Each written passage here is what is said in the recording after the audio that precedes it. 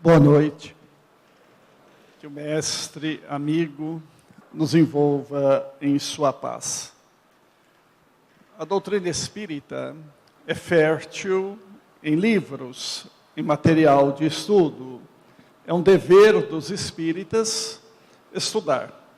Estudar para poder conhecer a doutrina, principalmente nos dias de hoje. Nós temos, efetivamente, no meio espírita, muitos livros extraordinários. Temos também alguns que não são tão bons. E somente estudando é que nós poderemos discernir qual livro é bom e qual não é bom. Alguns são clássicos, são livros, são obras que precisamos ler, reler, estudar e meditar sobre elas. Um desses livros extraordinários é esse aqui, Há 2000 anos, de Emmanuel. É um livro clássico que nós devemos ter sempre às nossas mãos, até para comparar com os outros livros que nós podemos receber e eventualmente ler. Se é verdade que para aquele que conhece, para aquele que sabe, ler uma obra que não é muito boa, não faz mal algum, mas para aquele que se inicia ou que ainda não tem segurança na doutrina, pode começar a aprender pelo caminho equivocado.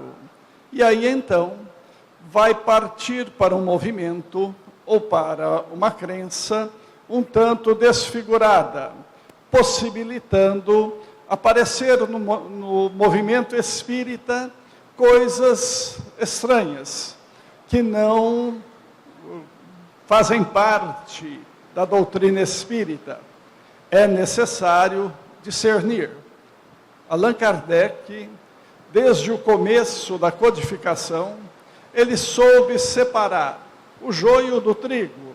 Mesmo na época de Kardec, existiram algumas comunicações que ele colocou na obra, chamando-as de comunicações falsas, porque não eram verdadeiras, não eram vindas de espíritos bons, não traziam a ideia de espíritos bons. Desde aquele tempo, os espíritos perturbados e perturbadores tentam dificultar a divulgação da doutrina espírita e tentam entrar pelo movimento adentro, levando ideias falsas. Mas este não.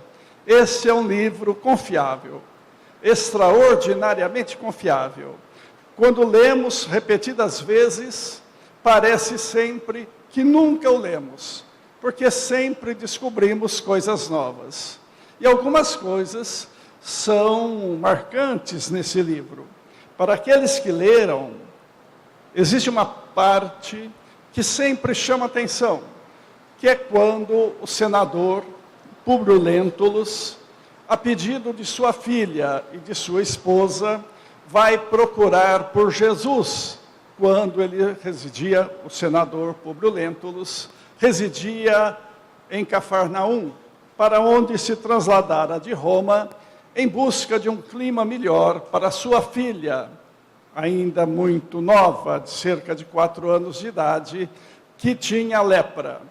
E ele foi buscar um clima melhor para ver se ela melhorava. Não deu muito certo no começo, mas Lívia começou a ter contato com os cristãos, ficou sabendo de Jesus, conversava com a sua serva, a menina escutava, e um dia, quando Públio Lentulus se aproximou do leito, e ela estava sofrendo muito, perguntou a ela o que ela desejaria, que ele mandaria buscar, alguma coisa que lhe fizesse bem.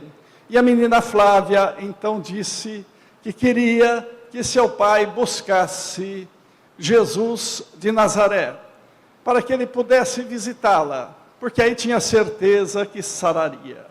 Foi um choque para o orgulhoso senador de Roma, mas ele prometeu a sua filha. No fim da tarde, ele saiu pelas ruas de Cafarnaum, procurando se encontrar com Jesus casualmente, porque a sua vaidade não permitia que ele fosse em busca do Cristo para pedir por sua filha. Ele saiu, chegou numa determinada praça, esperou, e quando ele menos imaginava, chegou à sua frente o Cristo e lhe pergunta: senador, por que me procuras? Melhor seria se me procurasse a plena luz, para que perdesse de vez o orgulho e a vaidade. O Emmanuel, ao descrever a cena emocionante, diz que o senador ficou sem voz, não soube o que falar, mas Jesus sabia do que se tratava e disse a ele então que ele o procurava, não por ele, mas procurava pelo ser que estava enfermo, que estava doente, e que ele iria curar a menina, mas não por causa dele, que sofria, mas sim por causa de sua esposa, Lívia, que era um coração generoso. Emmanuel, comentando essa passagem na sequência, ele se lembra que ele já tivera tido algumas oportunidades antes. No início da obra, ele se refere a um sonho. Um dia, ele disse que voltava do Senado em Roma, onde trabalhara o dia todo, mas teve sono mais cedo. Foi para sua casa e foi dormir mais cedo. Naquele dia, ele disse que sonhou. Sonhou um sonho que o perturbou. E ele contava na época, aqui no livro, para Flamínio, dizendo que o sonho fora todo diferente. Porque ele se via como um antigo comendador de Roma, Públio, também chamava-se Públio, mas não mais o Emmanuel, na outra reencarnação. Ele se lembrava do antigo familiar, que era ele. Mas pior do que isso, ele se lembrava que ele houvera sido uma pessoa muito ruim, que ele tomara o poder junto com o seu amigo, traindo pessoas e levando pessoas à morte. E naquele tempo ele era realmente mau, mas disse que a maldade não pôde ir muito longe, porque depois de um tempo as pessoas se revoltaram, prenderam-no, enforcaram-no. Mas ele dizia mais, nesse sonho ele se lembrou mais, que ele foi para uma região do plano espiritual e sofria muito, até que um dia uma mão generosa que ele reconheceu ser de Lívia, foi buscá-lo nas regiões de sofrimento e levou-o para o que ele disse que se afigurava como se fora um tribunal, que falava com ele e dizia que ele iria renascer, mas que ele tinha muitos compromissos, que sofreria bastante, mas ele renasceria uma pessoa bem, numa família boa, de posse, de fortuna material, de prestígio político. Enfim, ele nasceria num bem-estar de Roma, numa época muito importante, e que ele poderia, nesta reencarnação futura, renovar-se, que dependeria dele, dependeria do seu livre-arbítrio. E ele dizia que esse sonho, que ele se lembrou quando se encontrou com Jesus, ele sentiu-se muito preocupado, porque o que é que estava acontecendo? Disse que reconhecer a Lívia como um espírito mais elevado, que o amparara durante toda a entrevista com aqueles que ele chamou de juízes, espíritos que promovem a reencarnação. Hoje nós sabemos, todos nós somos assim. Nós nascemos, vivemos e morremos muitas vezes passamos um período no plano espiritual, nos encontramos com nossos orientadores, com os espíritos que coordenam o renascimento, a nossa volta à matéria, estudam as nossas vidas para nascermos de novo e aprendermos e buscarmos uma melhoria para nós mesmos. Ele se lembrava desse sonho, um sonho marcante em sua existência. E sonhar, todos nós sonhamos. Todos nós, ao nos deitarmos, deixamos o nosso corpo na cama e saímos para a convivência com outros espíritos, amigos ou não. Às vezes, nos encontramos com inimigos, depende da nossa vivência. Às vezes, nos encontramos com espíritos amigos. É bem certo que nem todos os sonhos são sonhos espíritas. Tem sonhos que são lembranças, que são projeções, e tem sonhos que são as lembranças fragmentadas dos nossos encontros com os espíritos superiores. Todos nós sonhamos. Algumas pessoas não se lembram, então dizem que não sonharam, mas sonharam. O cérebro não para de trabalhar. E o espírito não precisa dormir. Ele fica ativo e pode se encontrar, e se encontra, com amigos do passado, ou com amigos do presente. Nós podemos dormir essa noite e sair. Podemos encontrar o Abilinho, não sei onde ele vai. Deve ir em plano para estudar, em plano espiritual superior, junto com amigos espirituais. E podemos nos lembrar. Allan Kardec dedica cerca de 18 questões, a partir da questão de número 400, de O Livro dos Espíritos, sobre o sonho.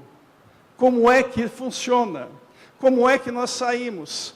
E nos explica que saímos sempre, toda noite. E nos encontramos. Ora, existem espíritas que buscam o centro espírita. Existem espíritas que buscam o plano espiritual superior.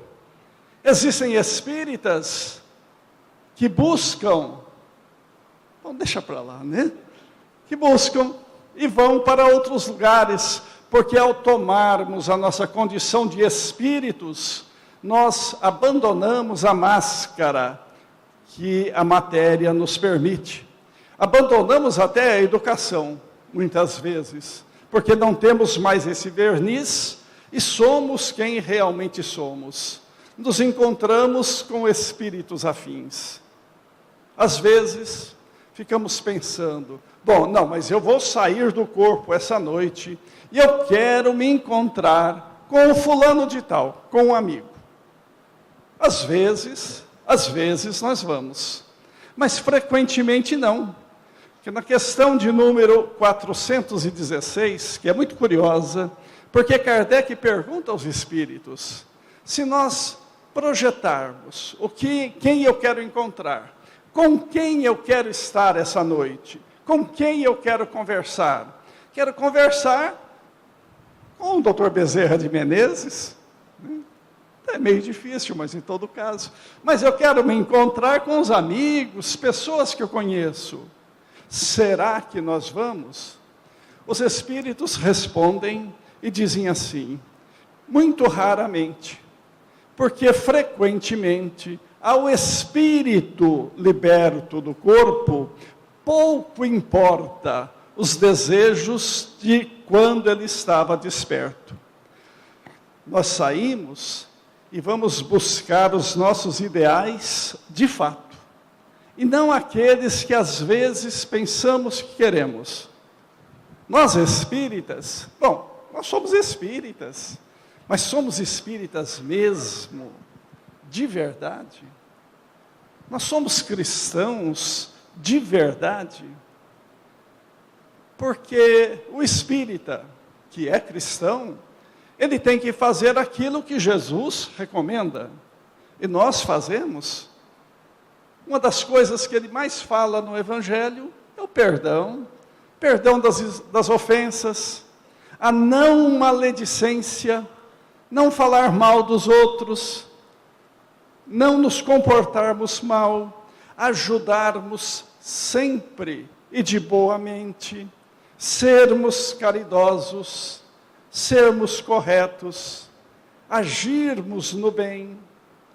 E nós desejamos mesmo, ou será que somos capazes de trocar uma leitura edificante de um bom livro espírita por uma novela? Ou então por um capítulo do House and Cards, que é uma série formidável? Será que somos capazes de passar um final de semana pensando mesmo em espiritismo? Será que somos capazes de praticar todos os dias da semana uma ação que só um cristão faria? Será que hoje eu pratiquei uma ação que só um cristão seria capaz de fazer? Bom, ao contrário, ou será que eu pratiquei hoje alguma ação que um cristão não faria? Que um espírita não faria? Talvez, não sei, depende de nós. Ao sairmos do corpo, nós vamos procurar aquilo que nos interessa de verdade. E às vezes vamos para lugares bons, às vezes não. Às vezes temos sonhos agradáveis, despertamos dispostos, alegres, consolados, interessados em seguir em frente. Às vezes despertamos mal-humorados. Tive um sonho essa noite, que Deus me livre. Pois é, consequência daquilo que você fez. André Luiz, no Missionários da Luz, ele conta que uma determinada noite, ele estava com Alexandre, que é o orientador dele nessa obra, numa palestra. Alexandre fez uma palestra. Quando terminou o estudo, duas senhoras se aproximaram dele, em desdobramento. Eram duas senhoras reencarnadas, que saíram do corpo e foram ouvir a palestra do Alexandre. Nós podemos fazer isso. Tem muitas palestras de espíritos evoluídos no plano espiritual. Nós podemos sair do corpo e vamos ouvir essas palestras. No caso, uma delas era já conhecida de Alexandre. Era, portanto, um espírito equilibrado, tranquilo, conhecida de um orientador de nosso lar. E foi conversar com ele, levando junto uma outra mais jovem, e pediu ao Alexandre se ele poderia auxiliá-las, porque aquela mais jovem, Esther, era viúva, enviuvara recentemente, e estava sofrendo muito. Ele disse que talvez ele pudesse, que ele precisaria ouvir, pesquisar, analisar, porque os espíritos não sabem tudo. Diz ele, os espíritos não são mágicos e nem adivinhos, então precisam ouvir para saber o que acontece e depois ver se ele pode ajudar, porque às vezes eles ouvem, mas não podem ajudar. Então, não ajudam. Todos nós nos lembramos do Chico Xavier, quando ele esteve no Pinga Fogo, que um dos entrevistadores perguntou para ele a história da roda, que o pai dele, ao desencarnar, disse a ele que ele ia parar a roda. Estava se referindo à roda da loteria. O pai do Chico vendia bilhetes. E disse para o Chico, que tinha muita dificuldade, que quando ele morresse, comprasse bilhete, porque ele ia dar um jeito de parar a roda para o Chico ganhar na loteria. E ele desencarnou E o Chico, todo ano, no final do ano e na metade do ano, comprava um bilhete de loteria. Ele disse que nunca ganhou. Portanto, o espírito não conseguiu, não pôde. E talvez, ao desencarnar também, ele tenha percebido que foi uma coisa que não tinha sentido, que não ia fazer, não se interessava por fazer, não era razoável fazer. Então, eles não sabem e não podem tudo. E Alexandre, então, disse a ela, vamos ver, o que é que se passa?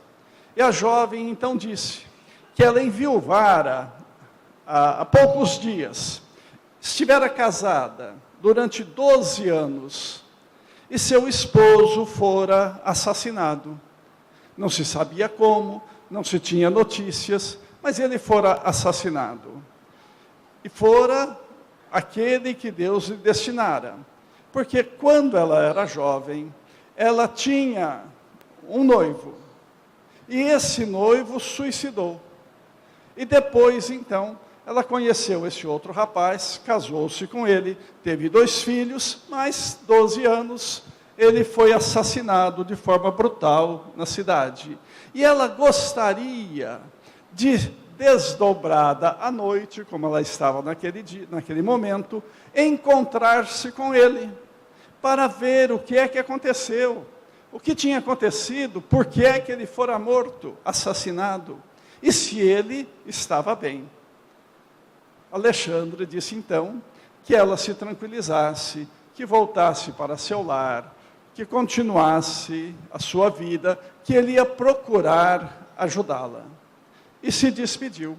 André Luiz pergunta para ele, mas não pode você aí concentrar e ver lá onde é que ele está, como é que ele está, o que está acontecendo, o que foi? Ele disse mais ou menos assim, até que pode, mas não é o mais conveniente para o momento. Nós vamos até a casa dela e vamos reconstruir a história para ver o que aconteceu. E depois vamos procurar ajudá-la. Aconteceu que eles foram, procuraram, e o marido da Esther não fora assassinado, ele suicidou-se. Porque aquele primeiro noivo da sua mulher, ele matou. Aquele não foi suicídio. Ele foi ministrando veneno até que o rapaz morreu. Porque quando ele viu a jovem com o seu noivo, que era amigo dele, ele se apaixonou e não conseguiu viver sem ela. E a primeira coisa era tirar o noivo do caminho. E ele envenenou o noivo e ninguém percebeu. Passou por uma história de suicídio. Mas a cabeça dele registrou o fato. E isso foi martirizando-o durante os anos. Então ele programou para ele mesmo, de forma bem sutil, ele se mataria na rua sem que ninguém visse. No dia antes do suicídio, ele comprou uma arma, que ele nunca tivera. Na rua, quando não tinha ninguém, ele atirou e jogou a arma o mais distante possível. Então, tinha as características para Esther de que fora assassinado. Mas não fora. A polícia suspeitou. E por isso nem investigava direito. Mas aí vem o auxílio dos espíritos. Procuraram pelo rapaz que se matara. Encontraram-no numa zona de sofrimento. Puderam tirá-lo de lá. Cuidaram. Levaram para o tratamento no plano espiritual, equilibraram, doutrinaram, conversaram bastante com ele, até que um dia puderam levá-lo para um outro quarto e trazer a sua antiga esposa em desdobramento para vê-lo, tomando cuidado, é claro, de cobrir a ferida e de dar muitas recomendações para que ele não contasse nenhuma tragédia, que ele procurasse sempre acalmar, serenar a sua antiga esposa. E a beleza da misericórdia divina e do auxílio dos espíritos, a gente percebe nessa obra, Missionários da Luz.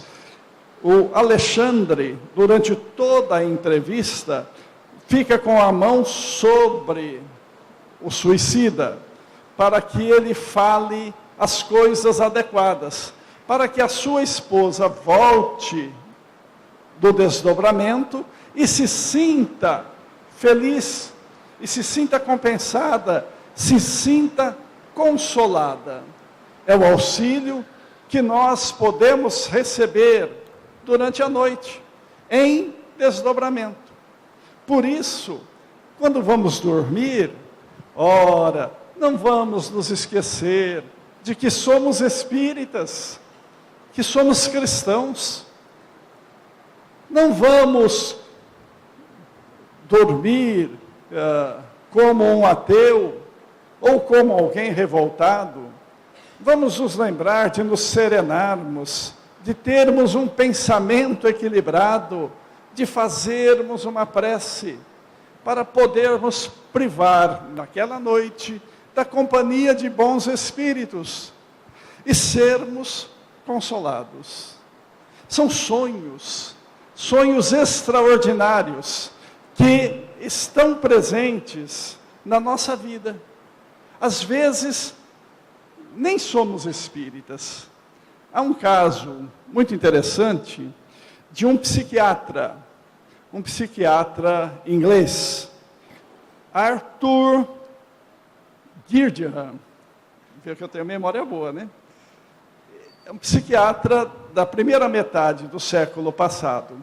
Ele começou a ter um sonho muito estranho demais, porque ele sonhava que estava deitado no chão, e uma pessoa muito mal encarada entrava com uma faca e queria matá-lo. Claro que ele acordava. Mas não foi uma vez só. O sonho começou a se repetir.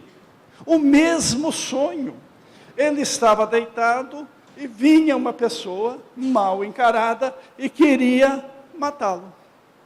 E ele, psiquiatra, lá dos anos 30 do século passado, ficou pensando o que seria, e não conseguia identificar no seu conhecimento.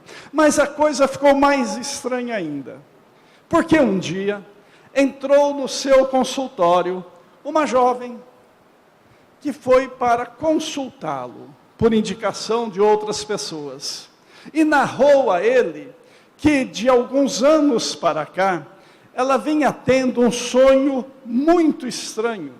Ela acordava durante a noite, desesperada, gritando, chegava a acordar os vizinhos de sua casa, tal o desespero.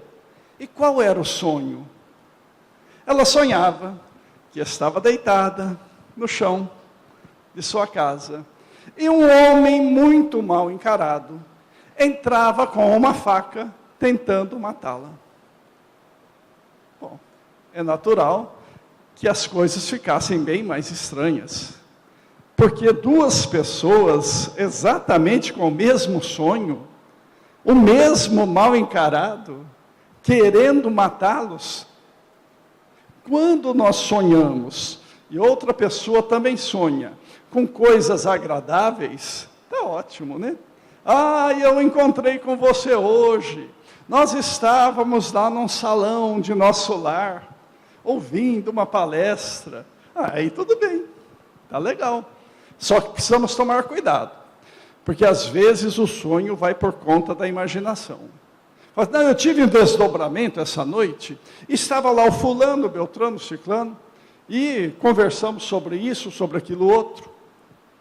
Bom, nós não temos por que duvidar, mas será verdade? Como fazer para saber se foi mesmo um desdobramento? Ora, nós espíritas, às vezes, somos muito confiados, acreditamos muito nas coisas que dizem e falam. Acreditamos até em alguns livros que se escrevem por aí, para saber se foi mesmo um desdobramento. E se nos encontramos mesmo com aquela pessoa, existem meios. Então vamos supor, eu sonhei essa noite, estava com a Bilim, e nós nos encontramos, estava lá a Dona Maria, o seu João, e mais não sei quem, e nós falamos sobre isso e aquilo. Será que é verdade? Para podermos começar a acreditar, faz-se o seguinte: eu conto o meu sonho para uma pessoa que não tem contato com o Abilinho. O Abilinho conta para outra pessoa que não tem contato comigo. E os dois conversam. Se coincidir, então nós podemos dizer, é possível que seja verdade. Não dá para garantir, mas que é possível. Porque se eu contar para ele e ele contar para mim, um influencia o outro, perde todo o valor. Não tem valor científico algum. Mas se contarmos para terceiros, já passa a ter. Mas essa senhora não sabia que o Arthur tinha o mesmo sonho. E ele também não era espírita. Aí ficaram conversando. Começaram a conversar e perceberam que não era só o sonho. Eles tinham flashes de lembranças de uma vida passada, que eles viveram na França, no Languedoc, e lá se conheceram, mas conheceram outras pessoas que curiosamente começaram a chegar no consultório, trazendo também lembranças do mesmo período, e puderam então recuperar um pouco da história. A história desses dois é muito simples. No século XI, XII e XIII, existiu na região da França, Espanha e Itália, sobretudo, na região do Languedoc, é uma região que falava uma língua que se chama língua do Oc, que eu não tenho a menor ideia de como seja. Por isso é Languedoc. E eles eram católicos, mas começaram a divergir do catolicismo, começaram a não aceitar alguns dogmas, algumas coisas do catolicismo, e a aceitar outras.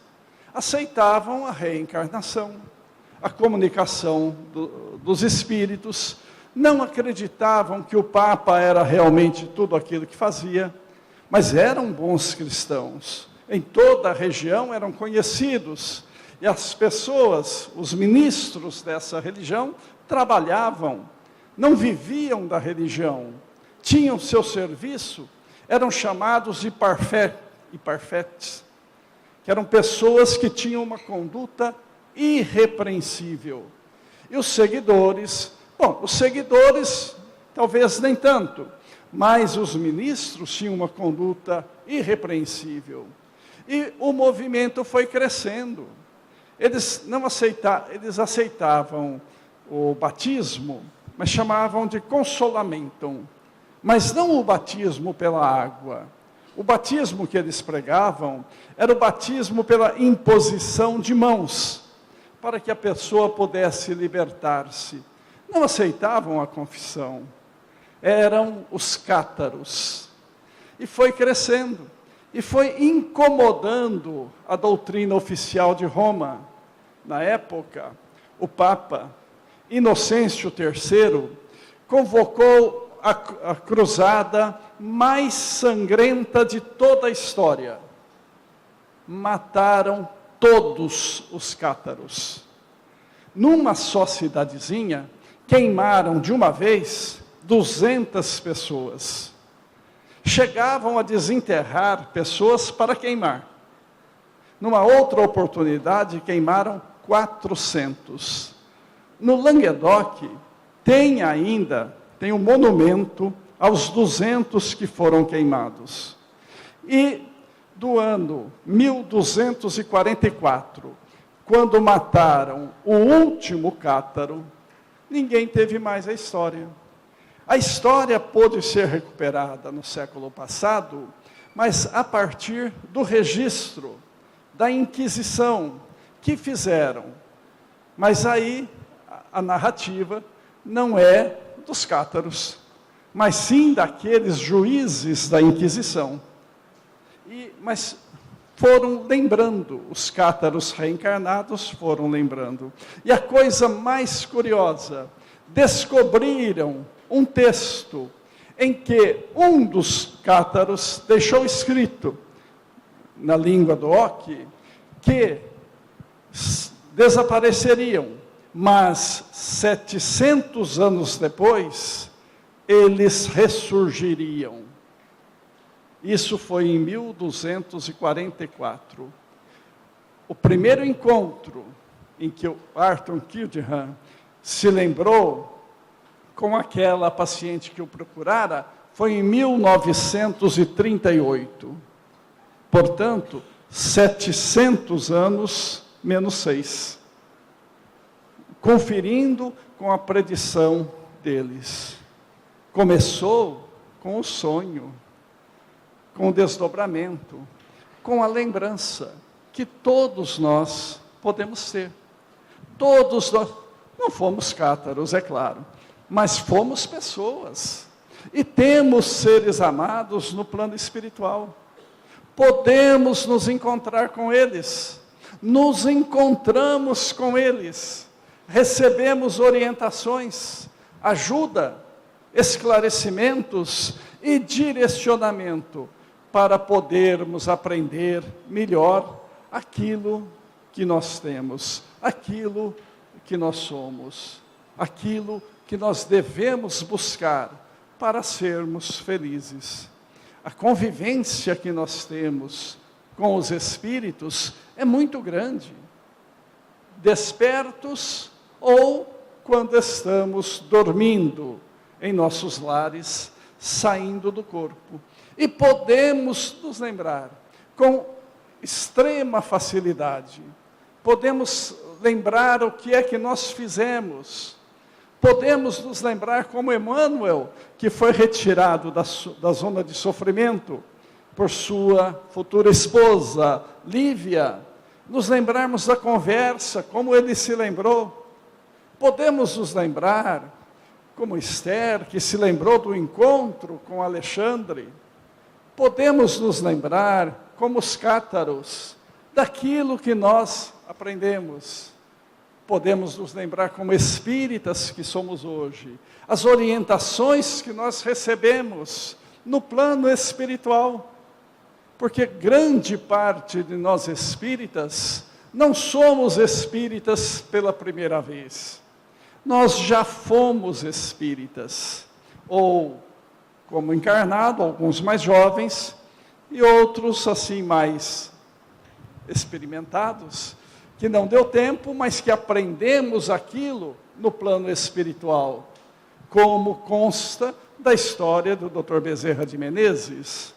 Quando o Dr. Bezerra de Menezes ganhou o Livro dos Espíritos, pela primeira vez que ele começou a ler e terminou num trajeto de bonde, ele lia com muita facilidade, porque ele nunca tinha lido aquilo, mas ele sabia o que era, nada era novidade. Ele apenas se recordava das coisas que ele já sabia. E já sabia de onde? Do plano espiritual. A nossa vida no plano espiritual é intensa. Podemos até arriscar e dizer que nós saímos do corpo toda noite e vamos por aí. Tem gente que vai atrás do trio elétrico e tem gente que vai buscar coisas melhores, um aprendizado melhor para uma vivência melhor. O Livro dos Espíritos, da questão de número 400 a 418, nos fala sobre o sonho. Isso que ocorre conosco todas as noites. E muitos espíritos nos falam a respeito do sonho. André Luiz, Calderaro, Emmanuel, nos falam do sonho. Então, a interpretação que às vezes buscamos nas páginas de jornal, não vale. Vamos buscar a interpretação dentro do nosso íntimo, com a nossa maturidade, para compreendermos os recados, as informações que os nossos espíritos amigos nos têm trazido enquanto dormimos. Igual naquele filme, Enquanto Você Dormia. Já assistiram? É um filme bom, legal. Enquanto dormimos, estamos despertos e vivendo a vida de espírito. E Kardec diz que as pessoas que têm sonho inteligente, ao desencarnarem, se desprendem com mais facilidade. Então, até para nos prepararmos para o dia de amanhã, quando enfim desencarnarmos, vamos sonhar sonhos inteligentes, mas vamos nos preparar para podermos ter esses sonhos e interpretá-los com acerto. Que Jesus possa nos abençoar, nos envolver em sua paz e nos ajudar durante o sono.